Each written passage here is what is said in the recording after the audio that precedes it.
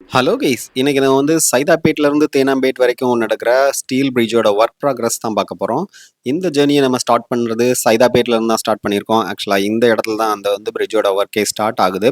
இந்த சைதாப்பேட் பக்கத்துல பார்த்தீங்கன்னா, நெறைய இடத்துல பில்லர்ஸ் ஃபிக்ஸ் பண்ணியிருந்தாங்க. இன்னும் சில இடத்துல கீழ தோண்டியிருந்தாங்க. ஸோ அந்த ஒர்க் தான் போயிட்டுருக்கு. ஸோ இங்க பார்த்தீங்கன்னா, ஸ்டீல் பில்லர்ஸ் போட்டு அதுக்கு மேல அந்த பில்லர்ஸ் கேப் ஆட் பண்ணியிருக்காங்க. இந்த பிரிட்ஜ் ஃபுல் அண்ட் ஃபுல் ஸ்டீல்ல தான் பில்ட் பண்றாங்க. இந்த பிரிட்ஜ் ஸ்டீல்ல பில்ட் பண்றதுக்கு ரீசன் என்னன்னு பார்த்தோம்னா, கீழ நம்மளுக்கு மெட்ரோ லைன் ஏற்கனவே 2 மெட்ரோ லைன் போயிட்டு இருக்குது. ஸோ அதுக்கு மேல இந்த பிரிட்ஜ் நம்ம பில்ட் பண்றதுனால, கீழ உள்ள மெட்ரோ லைனுக்குன்ட்டே சில கான்கிரீட் போட்டிருப்பாங்க. ஸோ அந்த கான்கிரீட்டால ஒரு செர்டைன் அமௌண்ட் வெயிட் தான் தாங்க முடியும். ஸோ நம்ம இத அம் மேல கான்கிரீட்டால பில்ட் பண்ணோம்னா, வெயிட் அதிகமாகும் அப்படிங்கிறதுனால, கீழ உள்ள மெட்ரோ லைன் டிஸ்டர்ப் ஆகுறதுக்கு சான்சஸ் இருக்கு அப்படிங்கிறதுனால, ஸ்டீல்ல இத ஃபுல் அண்ட் ஃபுல் கன்ஸ்ட்ரக்ட் பண்ணியிருக்காங்க.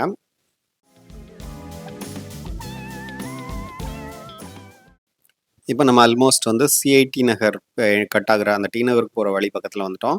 ஸோ இங்கே பார்த்தீங்கன்னாலும் அந்த பில்லர்ஸ் போட்டு அதுக்குரிய பில்லர்ஸ் கேப் ஆட் பண்ணியிருக்காங்க. இது ஃபுல் அண்ட் ஃபுல் ஸ்டீல்லே பண்ணுறதுனால இதோட எக்ஸ்பென்சிவ் அதிகம். யூஸ்வலாக ஒரு 4 லேன் பில்ட் பண்ணுறாங்கன்னா அதுக்கு கிட்டத்தட்ட 100 crores ஸ்பெண்ட் பண்ணுவாங்க பெர் கிலோமீட்டர்ஸ்க்கு. பட் இந்த பிரிட்ஜுக்கு பார்த்தீங்கன்னா ஒரு கிலோமீட்டருக்கு 195 கோடி ஸ்பெண்ட் பண்ணியிருக்காங்க. ஏன்னா இந்த பிரிட்ஜ் ஃபுல் அண்ட் ஃபுல் ஸ்டீலில் பண்ணுறதுனாலையும், அதுபோக இங்கே உள்ள கன்ஸ்ட்ரக்ஷன் டிஃபிகல்ட்டிஸ் பார்த்தீங்கன்னா, கீழே ஆல்ரெடி மெட்ரோ லைன் ரன் ஆகிட்டு இருக்குது. ஆன் டாப் ஆஃப் தட் நம்ம பில்ட் பண்ணுறதுனால, இதில் நிறைய இன்ஜினியரிங் யுக்திஸ்லாம் கையாள வேண்டி இருக்கிறதுனால, இந்த எக்ஸ்பென்சிவும் அதிகமாக இருக்குது.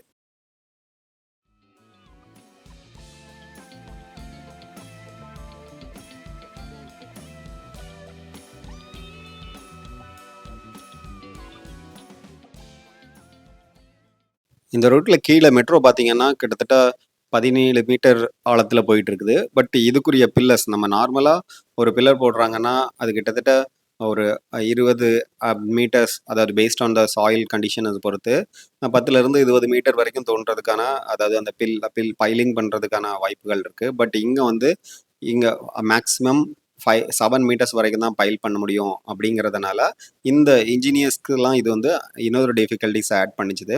ஸோ அது இவங்க பண்றதுக்காக என்ன பண்ணாங்கன்னா, சின்ன சின்ன பில்லர்ஸ், அதாவது மைக்ரோ பைலிங் மூலம் இங்க இந்த பைலிங் ஃபில் பண்ணி ஆன் டாப் ஆஃப் தட் சில ஜியோ கிரிட், அப்புறம் ஜியோ செல்ஸ் அந்த மாரி ஆட் பண்ணி இத பில்ட் பண்ணியிருப்பாங்க.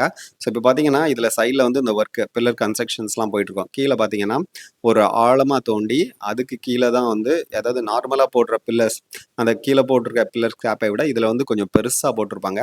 ஏன்னா, அப்பதான் இந்த வெயிட்லாம் அப்படியே எல்லா பக்கமுமே ஸ்ப்ரெட் ஆகும் அப்படிங்கிறதுக்காக, இங்க டிஃபரெண்ட் யுக்திஸ்லாம் இங்க கையாண்டுருப்பாங்க.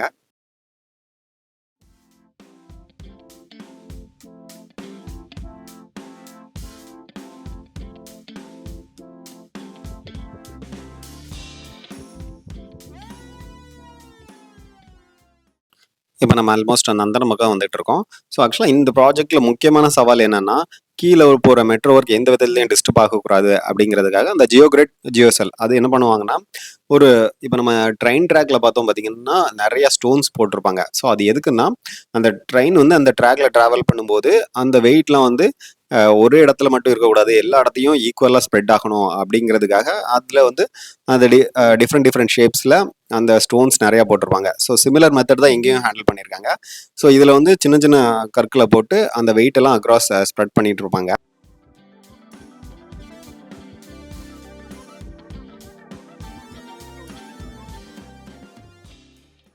அதுக்கப்புறம் இங்க உள்ள இந்த பைலிங் டெக்னாலஜியும் பார்த்தீங்கன்னா, மைக்ரோ பைலிங் அப்படின்னு யூஸ் பண்ணியிருப்பாங்க. ஸோ அதுனா பக்கத்துல பக்கத்துல ட்ரில் பண்ணி, ஸோ அதுல சில அந்த கான்கிரீட்லாம் ஃபில் பண்ணி, ஆன் டாப் ஆஃப் தட் நம்மளுக்கு அந்த பேஸ்மெண்ட்ட ஃபில் பண்ணுவாங்க.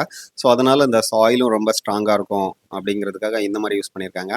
ஸோ இப்போ நம்ம ஆல்மோஸ்ட் பேக் டூ அ அ சைதாப்பேட் டைரக்ஷன்ஸ்லாம் வந்துட்டு இருக்கோம்.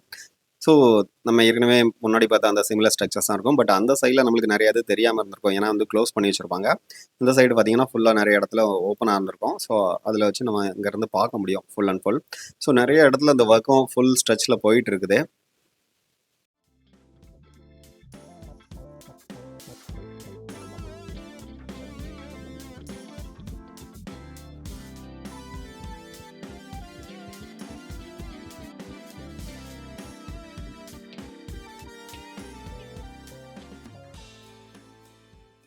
இதுதான் இந்த ஸ்டீல் பிரிட்ஜோட current work progress status. So இத போன்று சென்னை சிட்டிக்குள்ள நடக்கிற பல பிரிட்ஜஸ் ஒர்க்கோட அப்டேட்டோட நான் கூடிய சீக்கிரம் உங்கள மீட் பண்றேன். Will meet you in the next video. Until then bye by.